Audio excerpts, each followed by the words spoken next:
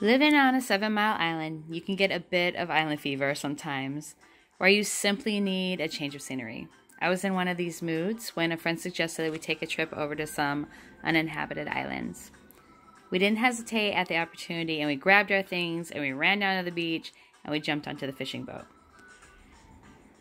Took the sail over, and half the group ended up setting up camp on Baliso, meaning that they started peeling provisions and getting a fire going for a pot, while a smaller group went to catch lunch in the sea. I joined the crew, who was heading off to go spearfishing below the cliffs of Batawia. Spearfishing in St. Vincent and the Grenadines is legal, but only for Vincentians. Visitors and tourists are not allowed to go spearfishing. The history of spearfishing in the islands is long-standing and has played a very important role in the diets of the people who live here. Many Vincentians are known for their ability to free dive into the sea, coming up with a pole full of fish. I was not disappointed with my decision to go participate in an afternoon of spearfishing. It is very easy to be reminded of the stunning beauty and the power of nature when you're floating in the ocean surrounded by nothing but nature. Above me were steep cliffs of the home of thousands of frigate birds that are the ancestor to the pterodactyl. I watched as they swooped through the air while the clouds shape-shifted behind them. The clouds were so captivating. As I listened to the trickles of pebbles being knocked on the shore for a moment, I was content with not going below the water. But then I looked, and suddenly I was in another world. No need for a flight off this island. Another world was already waiting me. Corals, schools of fish, and large snappers swam directly under my toes. I looked over as Carrie speared a large butterfish, which happened to be one of my favorite fishes to eat.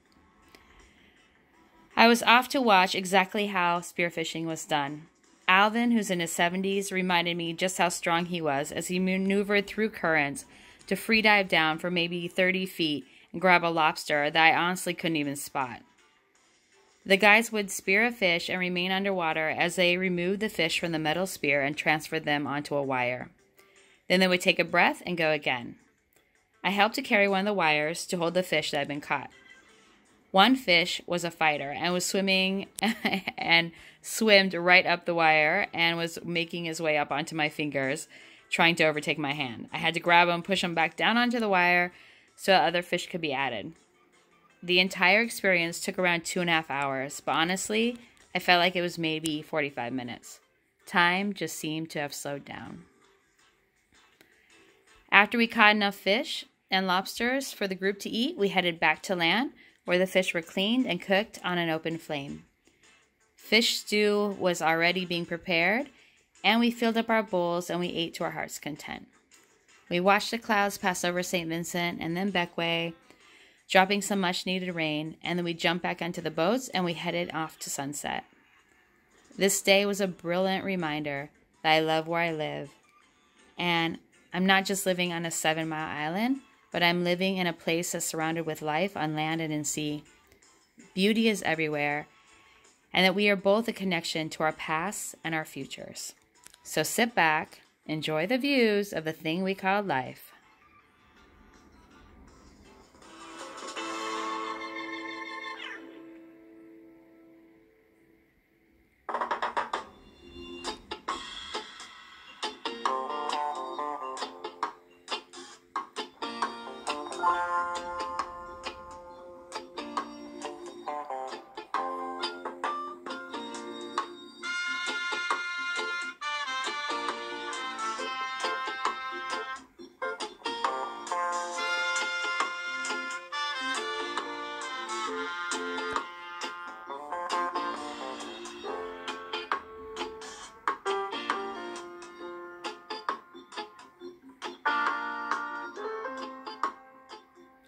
If you like this video and others like it, please like and subscribe to Team Trulin on YouTube.